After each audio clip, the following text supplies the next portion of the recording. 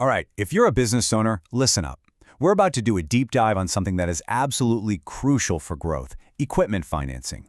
You know that feeling, right? That tension between needing new tools to grow and wanting to hang on to your cash? Well, this explainer is for you. So let's just start with a problem that I'm sure is familiar to a lot of you. You've spotted it. The perfect piece of equipment.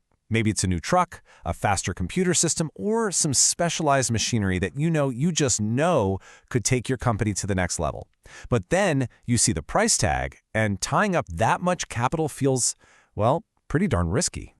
And that's exactly what it is. You're trying to balance on this tiny wire between investing in your future and keeping enough cash on hand to run the business today.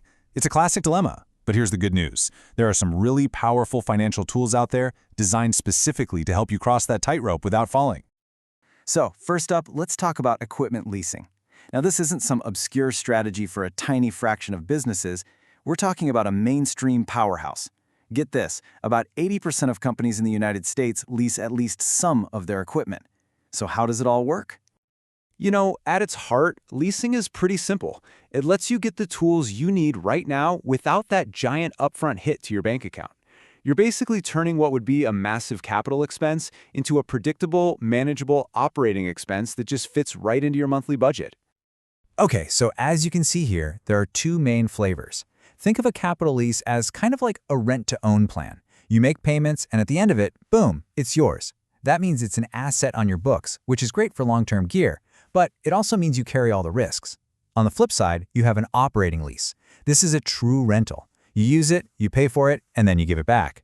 This is perfect for stuff like tech that gets outdated fast, because the leasing company is the one stuck with the old model, not you.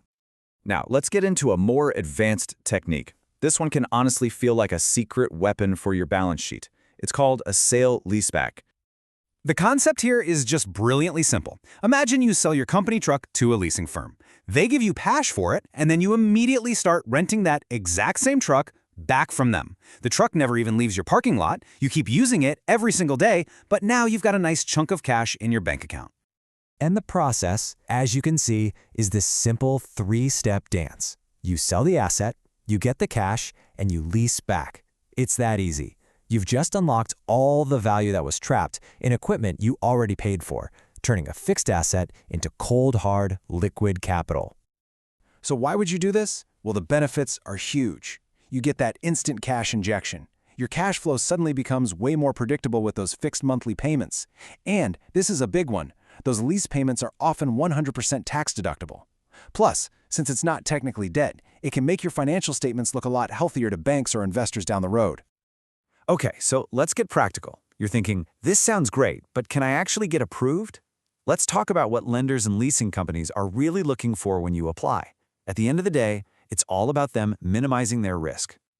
They're going to look at these 5 key things. First, your business credit score and history. Basically, have you paid your bills on time in the past? The age of your business also matters. An older, more established company just feels less risky to them.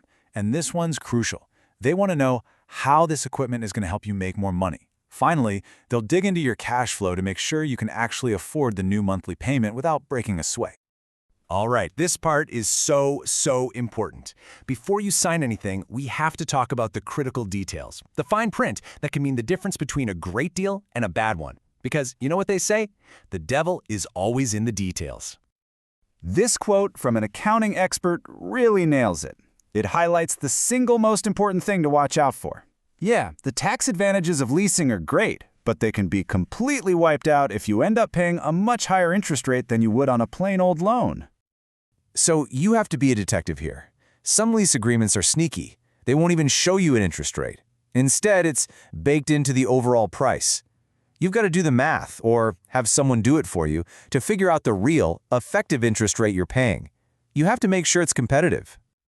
Now, this slide shows you the big difference in how the tax man sees these two options. A lease is an operating expense, so you can deduct the whole payment. A purchase, though, is a capital expense. With that, you can deduct the loan interest, plus a little bit of the equipment's value each year through something called depreciation. Even the tax credits are different. You get small, steady credits with a lease versus one big credit right at the start with a purchase. Which one is better? It honestly depends on your company's specific financial picture. And you have to think beyond just the numbers. You have to think strategically. For example, if you think you might sell your business someday, trying to transfer a bunch of different leases to a new owner can be a real headache. And while keeping debt off your balance sheet sounds good, it can create what I call ghost assets. That super valuable machine you use every day, it doesn't even show up on your financial statements, which might make it harder for a bank to give you a loan later on because they want to see a strong asset base. So when you boil it all down, the choice between buying and leasing really comes down to how you answer this one fundamental question. Is this piece of equipment a core asset that will hold its value and build the long-term worth of your company? If so, owning it might be the way to go. But if it's just the tool to get the job done, especially one that's going to need updating in a few years, then leasing gives you all the flexibility you need without the burdens of ownership. Your answer to that question is what will shape the future of your business.